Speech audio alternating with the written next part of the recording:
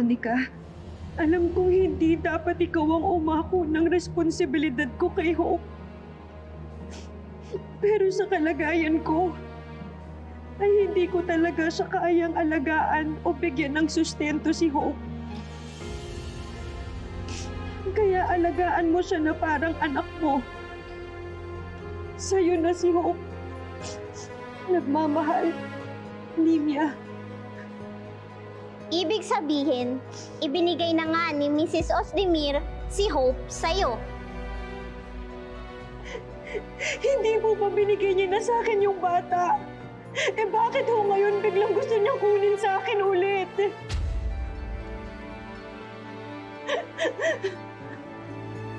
No further questions, Your Honor.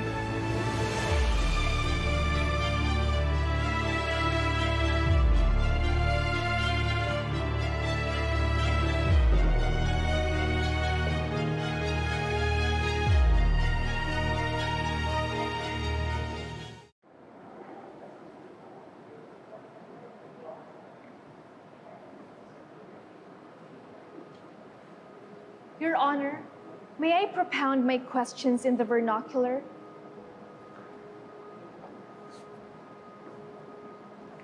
Tama ba na ang tunay na ina ni Hope Umni ay si Mrs. Nimia Umni Ozdemir?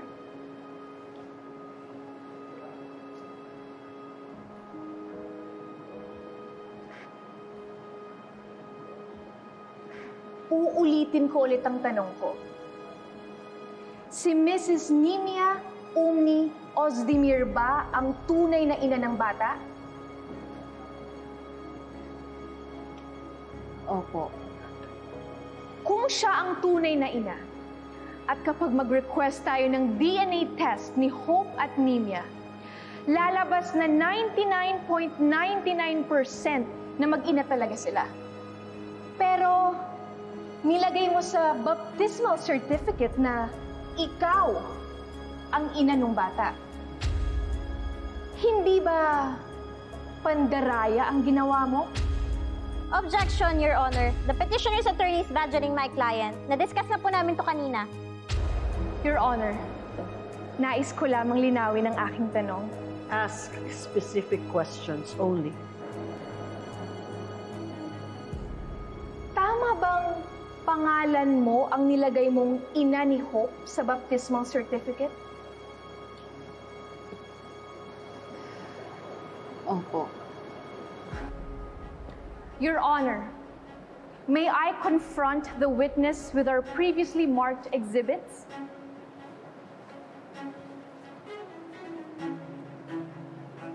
Dito sa birth certificate na to, sino ang ina? Your Honor, this exhibit is previously marked as our Exhibit B. Pwede mo bang basahin?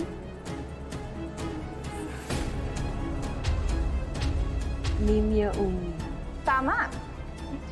Tama na si Miss Nimia Umni ang ina ng bata. Na ngayon ay si Miss Nimia Umni Ozdemir. Hindi po ba? Opo. Pero may ipapakita pa akong isa pang birth certificate.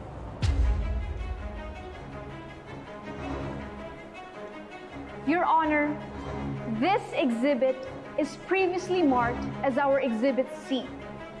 Pwede mo bang basahin kung anong pangalan ang nakalagay bilang ina ng bata?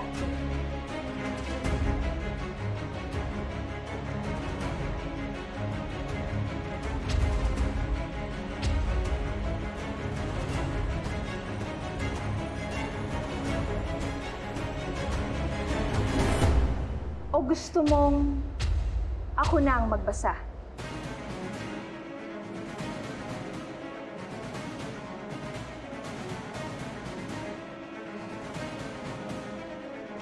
Monica Umni. So, hindi lang baptismal certificate ang pineke ni Miss Monica Umni, kundi pati ang birth certificate ni Hope Umni. At ayon sa Republic Act 11222, this is a simulation of birth records, Your Honor.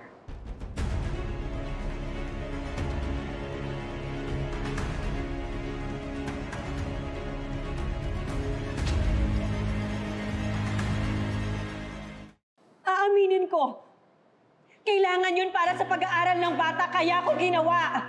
Bakit ikaw ba, ina? Ha? Kaya pangalan mo nilagay mo? Petitioner, do not interrupt these proceedings. Nasa gitna ng pagtatanong sa respondent.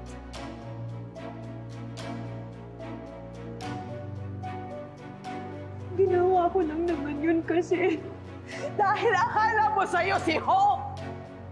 Ako nagbuntis sa kanya! Ako nagdala sa kanya! Hindi ikaw! Bakit? Porkit nagkapera ka lang ngayon, gusto mo nang magpakaina? Order in the court! Ano? Pera-pera na lang ba? Hindi totoo yan! Order in the court! Kaya mo bang alagaan ang anak ko? Order in the court! If you will not stop, I will be forced to cite you both in contempt. Do you understand?